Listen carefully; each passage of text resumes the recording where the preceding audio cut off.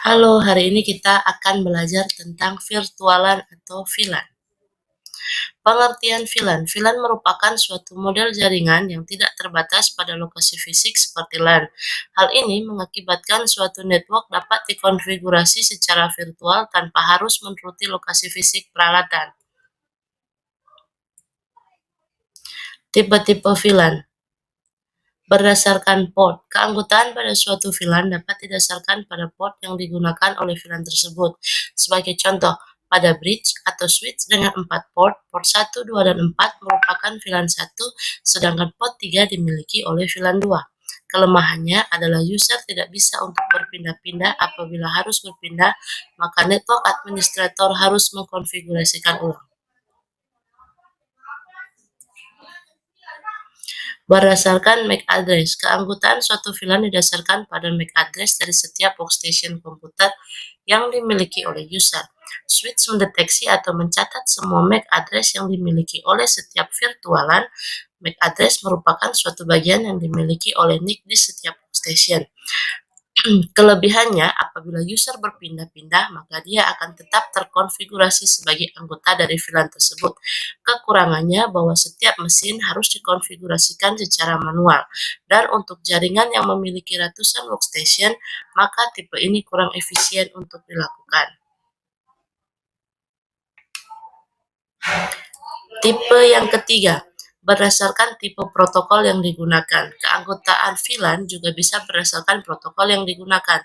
Dalam hal ini, protokol jaringan yang digunakan bisa TCP, UDP, maupun yang lainnya. Berdasarkan alamat subnet IP. Subnet IP address pada suatu jaringan juga dapat digunakan untuk mengklasifikasikan suatu VLAN.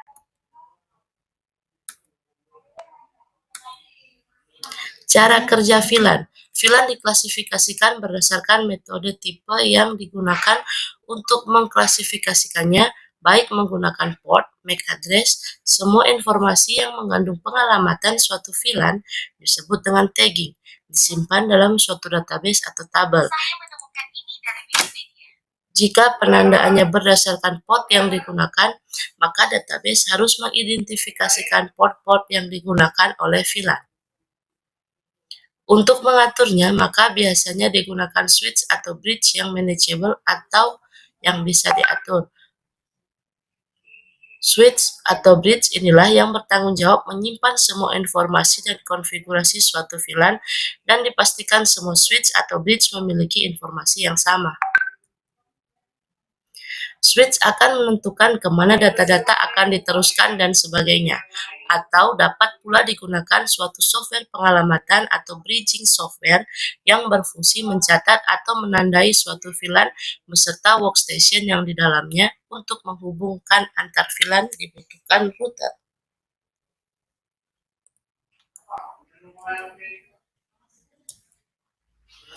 Perbedaan LAN dan VLAN. Bentuk jaringan model Local Area Network atau LAN sangat bergantung pada letak atau fisik dari workstation, serta penggunaan hub dan repeater sebagai perangkat jaringan yang memiliki beberapa kelemahan.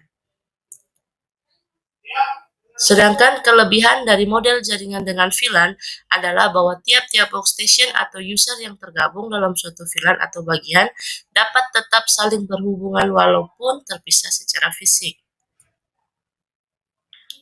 Terlihat jelas VLAN telah merubah batasan fisik yang selama ini tidak dapat diatasi oleh LAN. Keuntungan inilah yang diharapkan dapat memberikan kemudahan-kemudahan baik secara teknis dan operasional. Proxy.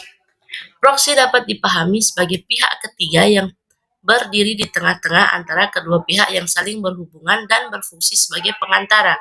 Sedemikian sehingga pihak pertama dan pihak kedua tidak secara langsung berhubungan, akan tetapi masing-masing berhubungan dengan perantara, yaitu proxy. Pengertian proxy server adalah untuk menunjukkan suatu server yang bekerja sebagai proxy pada layer aplikasi. Proxy server mempunyai 3 fungsi utama, yaitu connection sharing, filtering, dan caching. Seperti ini cara kerja proxy server. Contoh, MySQL dari klien, MySQL server, proxy server, klien. Klien akan menghubungi SQL Server.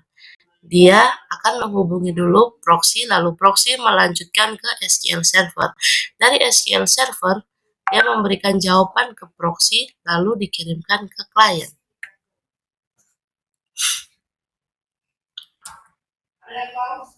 Connection sharing. Dalam suatu jaringan lokal yang terhubung ke jaringan lain atau internet, pengguna tidak langsung berhubungan dengan jaringan luar atau internet, tetapi harus melewati suatu gateway yang bertindak sebagai batas antara jaringan lokal dan jaringan luar. Gateway bertindak sebagai titik di mana sejumlah koneksi dari pengguna lokal akan terhubung kepadanya, dan suatu koneksi ke jaringan luar juga terhubung kepadanya. Koneksi dari jaringan lokal ke internet akan menggunakan sambungan yang dimiliki oleh gateway secara bersama-sama atau disebut dengan connection sharing. Dalam hal ini, gateway adalah juga sebagai proxy server karena menyediakan layanan sebagai perantara antara jaringan lokal dan jaringan luar atau internet. Filtering.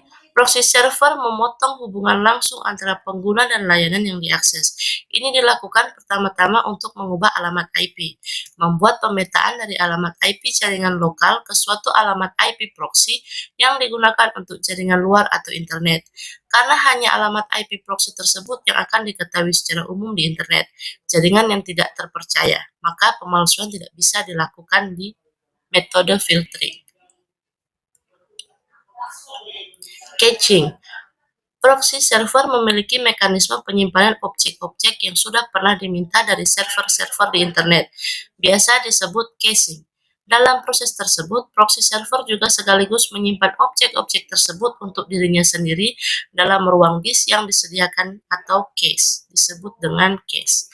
Dengan demikian, bila suatu saat ada pengguna yang meminta suatu layanan ke internet yang mengandung objek-objek yang sama dengan yang sudah pernah diminta sebelumnya, yaitu yang sudah ada di dalam cache, maka proxy server akan dapat langsung memberikan objek dari cache yang diminta kepada pengguna tanpa harus meminta ulang ke server aslinya di internet. Bila permintaan tersebut tidak dapat ditemukan dalam cache di proxy server, baru kemudian proxy server meneruskan atau memintakannya ke server aslinya di internet. Proxy bekerja pada layer aplikasi. Proxy server dapat berjalan pada banyak aplikasi, antara lain HTTP proxy atau web proxy untuk protokol HTTP atau web, FTP proxy, SMTP proxy atau POP proxy untuk email, NNTP proxy untuk newsgroup, Real Audio atau Real Video proxy untuk multimedia streaming, IRC proxy untuk Internet Relay Chat atau IRC. Masing-masing hanya akan menerima, meneruskan, atau melakukan filter atas paket yang dihasilkan oleh layanan yang bersesuaian. Sekian dulu materi hari ini. Terima kasih.